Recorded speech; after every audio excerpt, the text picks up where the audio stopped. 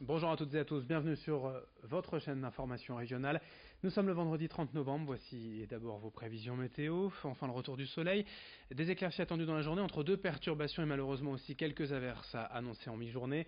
On alternera donc entre soleil, nuages et pluie ce vendredi avec des températures toujours aussi douces, 11 degrés cet après-midi à Dunkerque, à Calais et à Lille, 10 degrés à Saint-Omer et à Boulogne, les prévisions météo complètes après ce journal. D'abord l'actualité sociale avec la mobilisation des Gilets jaunes et ce rassemblement hier à Arras devant la préfecture du Pas-de-Calais.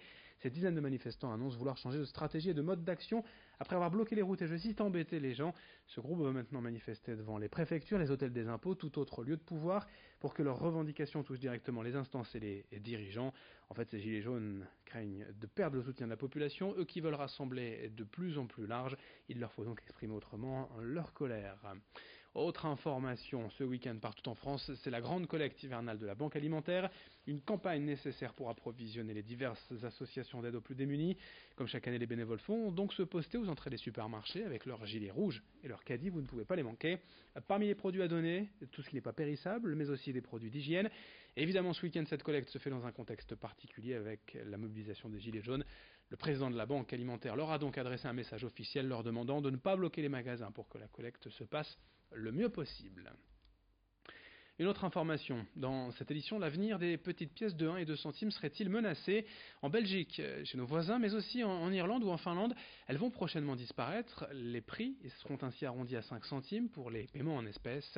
En France, l'idée aurait également été évoquée, et du côté du ministère de l'économie, rien n'a pour l'instant été annoncé. Toutefois, explication avec notre journaliste Vincent Vieillard avec nous en plateau. Les Belges en auront bientôt terminé avec leur porte-monnaie rempli de ces petites pièces en bronze de 1 et 2 centimes. D'ici à décembre 2019, tous les commerçants belges vont avoir pour obligation d'arrondir leur prix à 5 centimes près. Alors attention, il ne s'agit pas forcément d'augmentation puisque cette nouvelle règle précise bien que les prix finissant par 1 et 2 centimes doivent être rabaissés à 0. Ceux terminant par 3 et 4 centimes doivent monter jusque 5. Même chose pour ceux qui terminent par 6 et 7 centimes. Enfin, les tarifs indiquant aujourd'hui 8 et 9 centimes devront donc atteindre la dizaine supérieure. Une idée qui pourrait bien être reproduite chez nous, en France, mais ce n'est pas forcément une bonne idée pour une grande partie des commerçants que nous avons rencontrés et à qui nous avons posé la question. Ah oui, pour moi, c'est une mauvaise idée. Si ça arrive en France, ça va faire une baguette à 95 centimes. Donc on va forcément pas baisser notre marge, entre guillemets.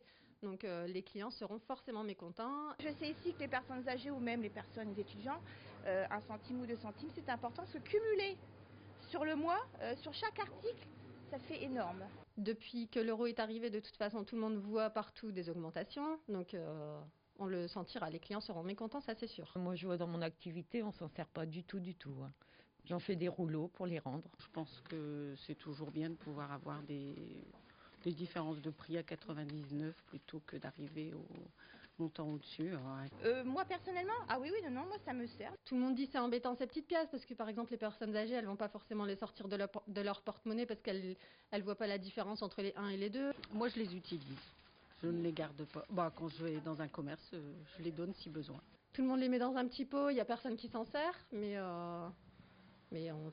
ça sert, quoi. Je pense que ça sert. Il y a une machine dans les grandes surfaces qui récupère les pièces et puis qui donne des bons d'achat en échange.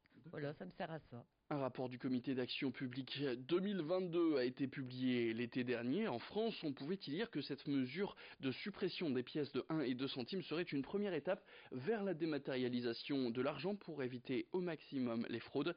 Des mesures et un rapport qui ont depuis été démentis par le gouvernement. Merci Vincent pour ces explications. Le 15 décembre à Lille aura lieu l'élection de Miss France, mais aujourd'hui, vous le savez, divers concours de beauté ont été créés sous d'autres critères, notamment les rondeurs bien assumées.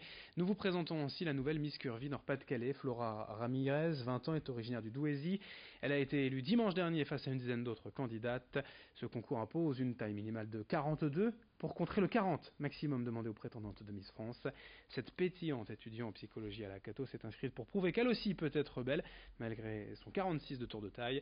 Un défi réussi avant un autre, l'élection de Miss Curvy France en mars prochain.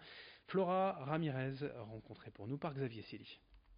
Auparavant, j'ai toujours détesté qui j'étais, j'ai eu beaucoup de mal avec mes formes. Je me négligeais complètement parce qu'on avait sali mon image. Donc après des agressions physiques, des agressions verbales, le harcèlement en tout genre quoi. Et clairement ça m'a complètement touchée. Puis un jour j'ai regardé la télé et j'ai vu le reportage, donc Miss Curvy, puis j'ai décidé avec ma mère au début pour rigoler de m'inscrire. En fait ça s'est vraiment passé, je me suis vraiment inscrite. On a dansé, on a fait des petites chorégraphies, mais surtout du défilé. Il faut savoir que dans les loges, j'ai passé mon temps à pleurer parce que je pensais que j'étais pas à la hauteur. Donc au début de chaque chorégraphie, je voulais tout changer. Je pensais pas que j'allais y arriver. Et au final, après chaque chorégraphie, je pleurais parce que j'avais réussi. Donc j'étais super émue.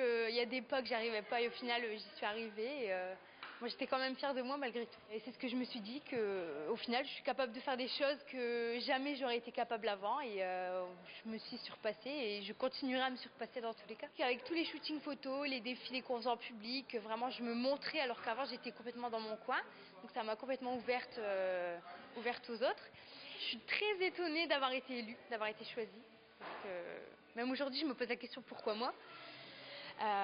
Mais non, ça représente beaucoup pour moi. Je sais pas comment expliquer, mais après c'est un petit peu bateau de dire que oui, la beauté n'a pas de taille, etc. Donc c'est pas vraiment le message que je veux faire passer, mais on est toutes belles et oui, je suis très contente d'avoir été couronnée parce que ça contraste avec mon passé en fait. On m'a toujours dit que j'étais moche, que je représenterais jamais rien, que je serais toujours la tâche de la société. Donc Maintenant, on va faire plein de choses et ça représente énormément. Je fais à 46-48, je me considère moi-même comme ronde et c'est une fierté maintenant. Mon rêve, c'était d'un jour être une petite princesse et depuis toute petite, j'ai toujours rêvé d'être Miss France. Donc, mais bon, je pensais que c'était pas possible. Et avec le reportage, au final, Jennifer m'a prouvé que c'était faisable. Et là, je le touche du bout du doigt et je suis en train de le vivre. Donc, rendez-vous donc en mars prochain avec Flora Ramirez pour ce concours Miss Curvy France. Fin de ce journal régional, merci à vous de l'avoir suivi. Une autre édition locale dans un instant, dans moins de 8 minutes. Très belle journée à toutes et à tous.